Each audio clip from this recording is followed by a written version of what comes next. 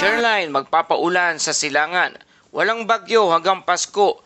Dry Christmas, posibleng magandang panahon at maaliwala sa panahon sa darating na Kapaskuhan. Cold surge papalapit na o biglaang pagbaba ng temperatura ng bansa mararanasan. Magandang araw Pilipinas, ito ang Pilipinas Weather ngayong araw ng Sabado, December 13, 2025. Papasok na tayo sa huling 2 linggo bago ang Pasko. At ang tanong ng marami, may bagyo ba papasok? Ang sagot, wala, zero. Tahimik ang Western Pacific at posibleng manatili itong ganito hanggang matapos ang taon. Pero may shoreline, may easterlies at may paparating na cold surge, kaya hindi ibig sabihin na walang bagyo ay wala na ring ulan. Kaya manatili po tayo dahil ipapakita po natin ang kumpletong forecast at deep analysis at long range outlook bago magpasko. At ang ating Bible verse of the day, Christmas Season Series, pag-usapan po natin. Mga kababayan, ayon sa Pag-asa para sa ating full forecast ng panahon, the shoreline affecting the eastern section of southern Luzon and Visayas at northeast monsoon or hanging amihan affecting the rest of Luzon. At narito ang ating area by area weather condition.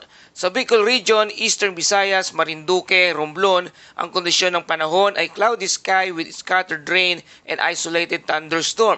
Dulot ito ng shoreline. At ang possible impact nito ay flash flood at landslide dahil sa moderate to at times heavy rain. Sa lugar ng Quezon Province, ang kondisyon ng panahon ay cloudy skies with rains. Dulot naman ito ng northeast monsoon o hanging amihan. Posibleng flash flood at landslide dahil sa moderate to heavy rain na mararanasan sa lugar ng Quezon. Sa Metro Manila at the rest of Luzon, ang kondisyon ng panahon natin ngayon ay partly cloudy to cloudy skies with isolated rains. Dulot naman ito ng hanging amihan. No significant impact. Yan, napakaganda ang panahon ngayon na mamasyal sa Metro Manila. Walang inaasahang magiging ulan na magdudulot ng pagbaha. No significant impact. Kaya napakagandang mamasyal ngayon sa mga parke dito sa Metro Manila. Mag-ingat lamang sa napaka-traffic na kalsada. Sa ating mga magulang dyan, magbaon ng pasensya. At the rest of the country, sa lugar ng Visayas at Mindanao, ang kondisyon ng panahon ay partly cloudy to cloudy skies with isolated rain shower o thunderstorm, dulot naman ng easterlies. Ang possible impact ay flash flood at landslide during severe thunderstorm. At para sa ating forecast and wind coastal waters sa northern Luzon, moderate to strong wind from northeast winds na may alon na moderate to rough seas na 1.5 hanggang 3.1 metro ang taas. Sa eastern central Luzon, southern Luzon at Visayas, ang hangin ay moderate winds from northeast na may karagatan na moderate na may alon na 1.5 to 2.5 metro ang taas. At sa rest of the country, light to moderate winds from northeast at ang karagatan natin na is light to moderate seas na may alon na 0.6 hanggang 2.1 metro ang taas. At sa ating temperatura, ang maximum temperature ay 29.6 degrees Celsius na itala ng alas 2 ng hapon at ang minimum temperature naman ay 23.8 degrees Celsius na itala naman bandang alas 6 ng umaga. At ang araw ay sisikat mamayang alas 6:12 ng umaga at lulubog naman ito bandang alas 5:29 ng hapon. Mga kababayan, ngayong araw napakaganda ng kondisyon sa Western Pacific. Walang namumuong tropical cyclone, walang significant na low pressure area o LPA at halos lahat ng model ay nagkakaisa sa iisang narrative. Ang dry December, no Christmas storm. Ayon sa Global Forecast System, ang European Center Mid-Range Weather Forecast, ang Japan Meteorological Agency at ang Google DeepMind, walang consistent na low pressure development. At ang mga nakikita na phantom storm ay error lamang ng modelo. Hindi tugma sa environment ang bagyong formation. Malakas ang wind shear na umaabot sa 40 to 50 knots at ang cold surge na galing sa China, ang jet stream na bumababa ng tropics at ang upper air condition hostile sa bagyo. Ano ang tunay na nangyayari mga kababayan? Easterlies ang dominating na hangin sa ngayon nakapaligid sa ating bansa.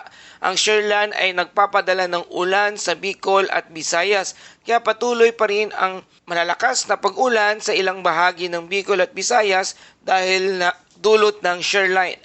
Amihan ang nagpapalamig sa Luzon, kaya patuloy nating mararamdaman ang malalakas na hangin na may dalang kalamigan. Paparating na cold surge early next week o mababang klima ay mararanasan sa ating bansa. Mas lalamig pa ang simoy ng hangin sa lugar ng Metro Manila by this coming third week of December. Kaya patuloy nating mararamdaman ang lamig ng Kapaskuhan, mga kababayan. Kaya sa ating mga kababayan dyan, ihanda na ating mga jacket. Napakasarap mamasyal na may lamig, parang nasa Baguio lamang. At ang pinakamahalaga ay walang nakikitang bagyo hanggang matapos ang taon. Ito po ang magandang balita sa ating mga kababayan. Ang maganda ang magiging Pasko natin. Tuyo ang Pasko at maaari tayong mamasyal kasama nating mga pamilya. Isang paalala lamang sa ating mga kababayan, kapag nakita nyo sa social media na may Christmas storm, bagyong darating bago magpasko o super typhoon sa December 25, huwag agad maniwala. December is a cold surge month at kapag malamig ang hangin mula sa Siberia, tumitikas at bumabagsak at tumatawid papuntang Pilipinas. Kapag nagbanggaan ang malamig na amihan at mainit na hangin mula dagat, nagkakaroon ng shoreline, hindi isang bagyo.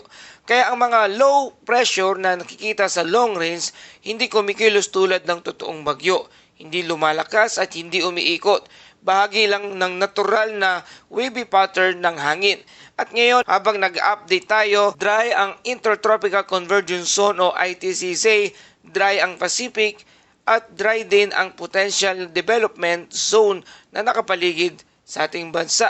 Sa Japan, may strong low pressure at heavy snow. Sa Taiwan ay cold, stable air. At sa Pilipinas naman ay shoreline lang at walang bagyo. So sa ating mga karatig bansa, nakikita natin yung iba't ibang panahon na nagdudulot sa kanilang bansa. So sa atin mga kababayan, shoreline lamang po ang nagdudulot ng ilang mga panakanakang pag-ulan at malalakas na hangin. At hindi ito nangangahulugan na mayroong paparating na bagyo o mayroong namumuong bagyo.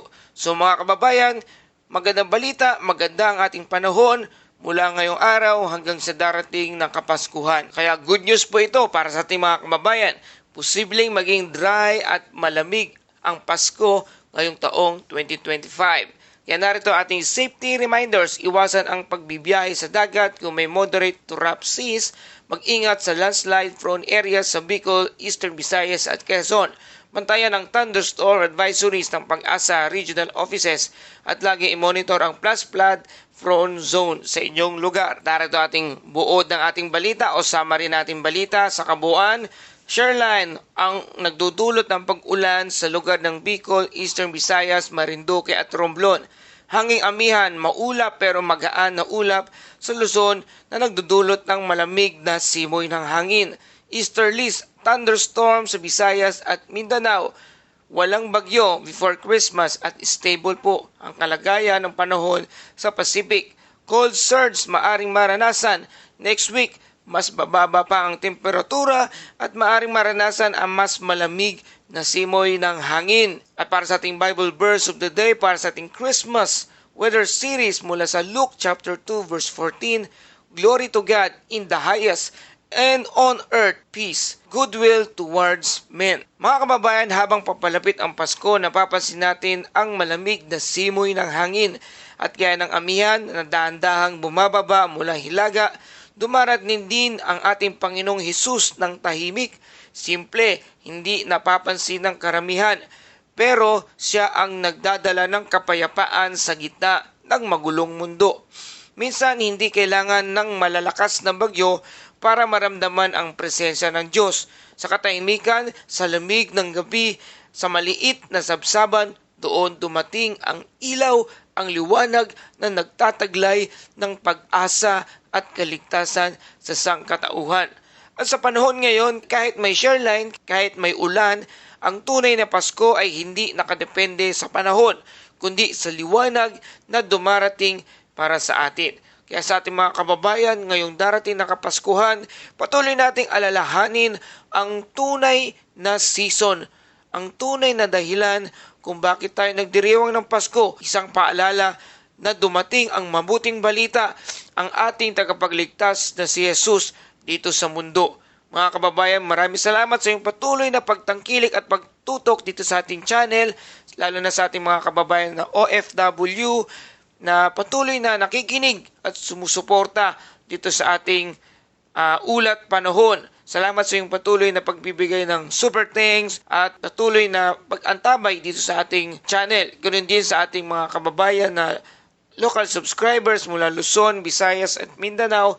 Salamat po sa inyong walang sawang pagsuporta at pagtangkilik dito sa ating channel. Mabuhay po kayong lahat. Mag-ingat po kayo. Kung nagustuhan nyo ang ulat na ito, please like, share, and subscribe para lagi kayong updated sa panahon. Salamat sa iyong suporta.